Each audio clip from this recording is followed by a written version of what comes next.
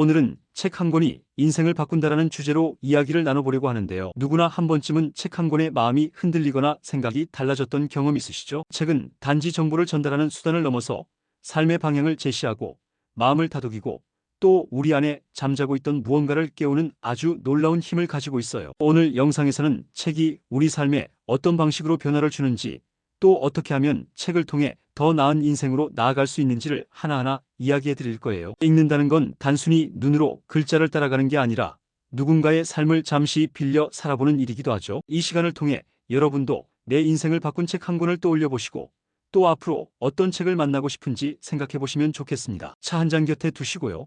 마음은 느긋하게 열어두시고 편안하게 함께 해주세요. 첫째, 책은 내 마음을 어루만져주는 거울이 되기도 해요. 사람 마음이라는 게 참 묘해서 아무리 주변에서 조언해도 잘 안 들릴 때가 있는데요. 이상하게도 책 속 한 문장이 그 누구보다도 내 마음을 정확히 알아주는 느낌이 들 때가 있어요. 삶이 지치고 방향을 잃었던 어느 날 죽고 싶지만 떡볶이는 먹고 싶어라는 책 한 권에서 괜찮아, 너 잘하고 있어라는 문장을 만나서 위로받았다는 사람도 있고, 사람은 무엇으로 사는가를 읽고 나서 삶에 대한 믿음을 다시 되찾았다는 분도 있었고요. 또 나는 나로 살기로 했다를 읽고 자기 인생을 있는 그대로 인정하게 됐다는 이야기도 있어요. 이처럼 책은 내 마음속 깊은 곳에 닿아서 스스로를 다시 일으킬 수 있는 작은 씨앗이 되어주기도 해요. 바람직한 방법으로는 이렇게 마음이 무너졌거나 외로울 때는 자꾸 새로운 자극이나 해결책을 찾기보다는 조용한 시간에 내 마음을 다독여주는 책을 한 권 골라서 천천히 읽어보는 게 좋아요. 둘째, 책은 다른 사람의 삶을 간접적으로 살아보게 해줘요. 우리는 하나의 인생밖에 살 수 없지만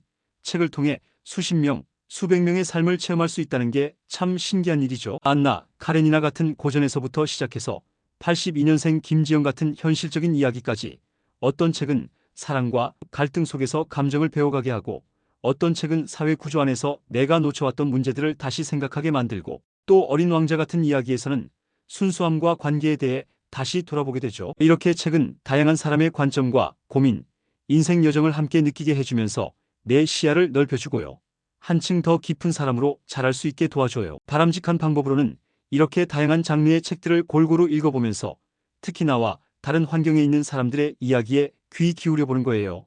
그러면 내가 사는 세상을 조금 더 넓게 바라보게 돼요. 셋째, 책은 내가 누구인지 알게 해주는 조용한 스승이에요. 우리는 늘 바쁘게 살아가다 보니 정작 나는 어떤 사람인가라는 질문은 쉽게 지나치곤 해요. 그런데 철학은 어떻게 삶의 무기가 되는가를 읽고 나서 자신의 가치관을 정리했다는 이야기도 있고, 아침에는 죽음을 생각하는 것이 좋다를 읽으며 삶의 끝에서 지금 이 순간의 소중함을 깨달았다는 사람도 있었고요. 또 걷는 사람 하정우를 통해 평범한 일상이 얼마나 소중한지 새삼 느꼈다는 이야기도 있어요. 이처럼 책은 나를 돌아보게 하고 내가 진짜 바라는 것이 무엇인지 조용히 묻고 기다려주는 아주 인내심 많은 친구 같아요. 바람직한 방법으로는 하루에 10분이라도 책 속 문장을 따라가면서 거기서 떠오른 생각을 짧게 적어보거나 내가 왜 이 문장이 마음에 남았는지 자문해보는 습관을 들이는 게 좋아요. 넷째, 책은 나와 다른 세상을 보여주는 창문이 돼요. 우리는 살아오면서 익숙한 환경, 비슷한 생각을 가진 사람들과만 어울리는 경우가 참 많은데요. 책 한 권을 통해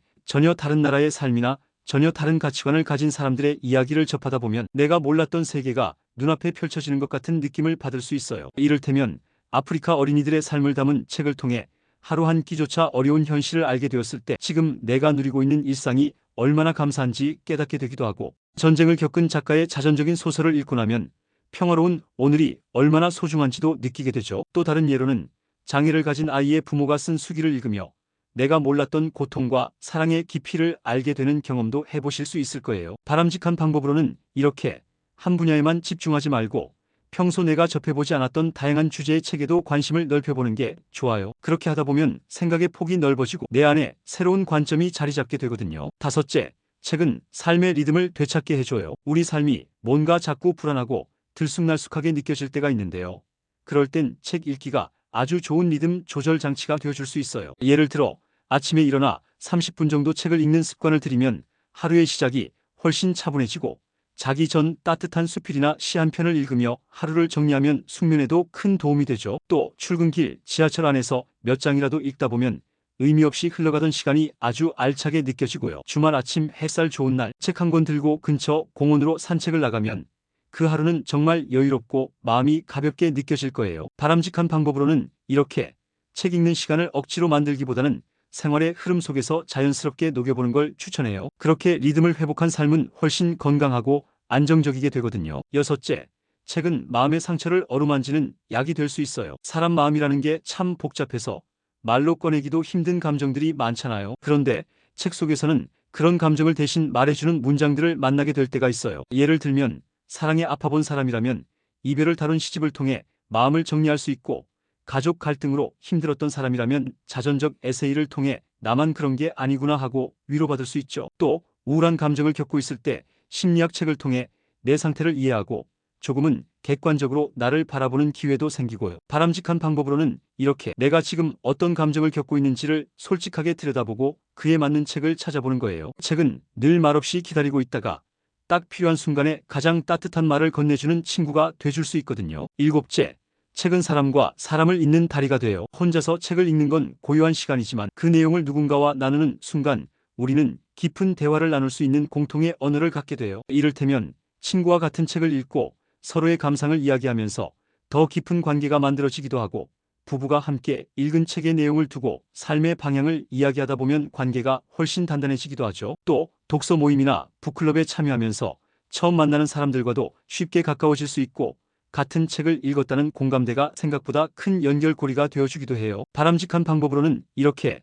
좋은 책을 읽고 나면 혼자 간직하지 말고 누군가와 나누는 걸 추천드려요. 책을 통한 대화는 단순한 정보 공유를 넘어서 사람과 사람 사이에 따뜻한 신뢰를 만들어주거든요. 여덟째, 책은 삶의 나침반이 되어줘요. 살다 보면 갈피를 못 잡고 어디로 가야 할지 모를 때가 있는데, 그럴 때 책 한 권이 방향을 제시해 줄 수 있어요. 예를 들면 진로 고민을 하던 청년이 성공한 사람들의 자서전을 읽으며 용기를 얻기도 하고, 퇴직 후 삶의 공허함을 느끼던 분이 인생 2막을 준비하는 책을 읽고 새 목표를 세우기도 하죠. 또 자녀 양육에 막막함을 느끼던 부모가 교육서적을 통해 구체적인 실마리를 찾게 되는 경우도 있고요. 바람직한 방법으로는 이렇게 중요한 인생의 고비마다 나에게 가장 필요한 주제의 책을 찾아서 읽어보는 습관을 갖는 거예요. 책은 늘 내 편이 되어 올바른 방향을 제시해 줄 수 있는 좋은 길잡이가 돼줄 수 있거든요. 아홉째, 책은 지혜로운 선택을 할 수 있도록 도와줘요. 우리가 살아가면서 맞닥뜨리는 선택의 순간들, 사실 그게 늘 쉽지는 않잖아요. 그런데 책을 읽다 보면 그 선택을 좀 더 신중하고 현명하게 할 수 있는 눈이 생겨요. 예를 들면 돈에 대한 책을 읽고 나면 단순히 소비를 줄이는 걸 넘어서 어떻게 써야 가치 있는 소비가 될까라는 생각을 하게 되고, 인간관계를 다룬 책을 읽고 나면 감정에 휘둘리지 않고 상황을 다르게 바라볼 수 있는 여유가 생기기도 하죠. 또 인생의 큰 전환점에 설 때, 예를 들어 은퇴나 이사, 이직처럼 인생의 방향을 바꿔야 할 시점에서도 책은 다양한 사람들의 사례를 통해 이런 길도 있구나 하는 힌트를 줄 수 있어요. 바람직한 방법으로는 이렇게 고민이 생겼을 때 그냥 흘려보내지 말고 관련된 책 한 권을 찾아 읽어보는 거예요. 그러면 누군가의 실패나 성공, 혹은 아주 소박한 일상에서 길어 올린 통찰들이 나에게도 큰 깨달음이 되어 다가오거든요. 열째, 책은 나 자신을 깊이 들여다보게 해줘요. 사실 우리는 하루하루 바쁘게 살면서 정작 나는 누구인가라는 질문을 잘 하지 않게 되죠. 그런데 책을 읽다 보면 어느 순간 그 질문을 스스로에게 던지게 돼요. 이를테면 자전적 에세이를 읽으며 나는 과연 나답게 살고 있나 하고 돌아보게 되고, 철학이나 명상에 관한 책을 접하면 내면의 소리를 더 귀 기울이게 되기도 하죠. 또 일기를 쓰는 작가의 이야기를 읽다가 나도 하루를 돌아보며 짧게라도 적어볼까 하고 시작하게 되는 변화도 생기고요. 바람직한 방법으로는 이렇게 책을 단순히 읽는 데 그치지 말고 그 안에서 마음에 걸리는 문장을 발견하면 메모하거나 그 의미를 곱씹어보는 시간을 가져보는 거예요. 그러다 보면 책 속의 문장이 점점 내 삶을 비춰주는 거울처럼 느껴지고 나를 좀 더 깊이 이해하게 되거든요. 오늘 이야기 어떠셨나요? 우리는 책을 통해 다른 세상을 엿보고 새로운 관점을 배우고 때로는 위로받고 때로는 용기를 얻습니다. 책은 마음이 지칠 때 따뜻한 친구가 되어주고 삶의 방향을 잃었을 때 조용히 길을 알려주는 나침반 같은 존재예요. 이번 시간에 소개해드린 이야기들 속에서 여러분도 맞아, 나도 이런 경험이 있었지 하는 순간들이 하나쯤은 있었을 거라 생각해요. 그리고 앞으로 책을 통해 더 많은 지혜와 여유를 얻게 되실 거예요. 구독과 좋아요,